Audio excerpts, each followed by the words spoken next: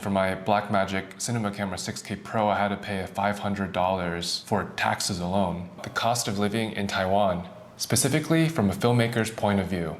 Because I've lived in America for almost 30 years, I've lived in Taiwan for almost 7 years, so I have a good sense of what it's like of the cost of living in different places, mostly in America, but also in Asia, and I've traveled to Europe and Australia. I have a decent amount of data points. However, the more I think about this question, the cost of living in Taiwan, the more I doubt how objective I can be about this topic, because I've been living in Taiwan for almost 10 years now. The data that I remember from the US was more than 7 years ago. So obviously a lot of things have changed in the past 7 years. However, I still think this is an interesting topic and could be valuable for people who are curious about the cost of living in Taiwan. In this video, I want to present a unique perspective, thinking about this topic of what a cost is. And it's not necessarily just dollar amounts, but if you think about an opportunity cost, that's not something that can really be measured in money or an amount of dollars. When I first moved here almost 10 years ago, my first impression was, wow, everything is so cheap here. And now that I've lived here, I actually have a different, more neutral point of view on the cost of living in Taiwan, and specifically in Taipei. Now, I've lived in various locations around Taipei,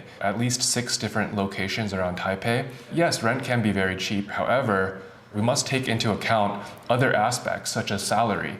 For example, as a DP working in any major city in the US, I could easily charge a minimum of $1,500 for a day rate. In Taiwan, I still haven't been able to charge that much yet. When I was working in the US, I always had a very high salary.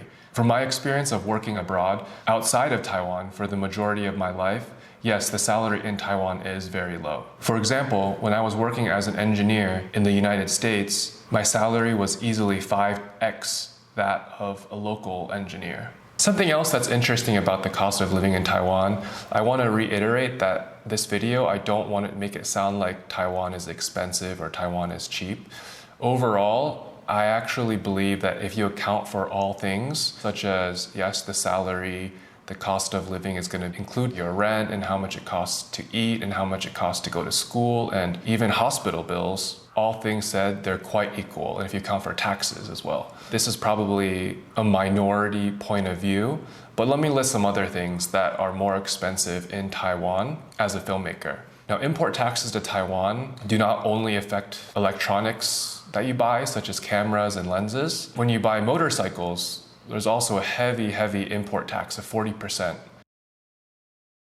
When you purchase goods in Taiwan, the cost of tax can be quite high. Buying new cameras that are shipped into Taiwan can be more expensive. For my Blackmagic Cinema Camera 6K Pro, I had to pay $500 for taxes alone. In Taiwan, the motorcycle culture here is quite interesting. That was one of the first things I noticed when I moved to Taiwan was how prevalent motorcycles are. And sure, this term is used kind of loosely because some people will refer to them as scooters. Shopping for motorcycles here, the cost of motorcycles is much higher despite the lower salary here, which is something that I find quite interesting. To put into perspective, I currently ride a small to mid-sized bike, which is categorized as a yellow plate. In America, it's very rare to see a bike this small. However, the price that I paid for this motorcycle could have easily bought me a bike with an engine 2 to 3 times larger in the US, and it would have been a much better build quality. But because I'm living in Taiwan, I chose to buy locally, and I bought a local Taiwanese motorcycle brand.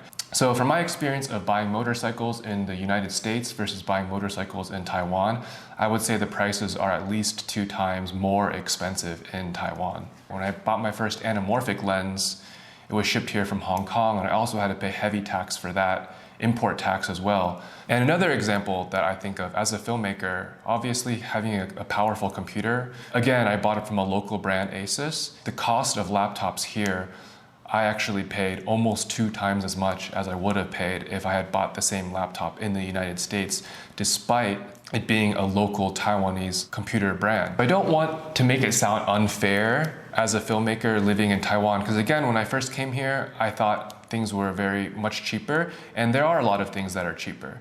Healthcare is amazing here. If you have a jianbao ka, which is basically a health insurance card, I'm able to see a dentist for $5. Rehab, going to a local hospital here and doing rehab, it would cost me less than $2 per rehab session. Something else that is way cheaper living in Taiwan is education. The amount that you're paying for healthcare, it will affect your stress levels. I choose to stay here. I choose to stay in Taiwan.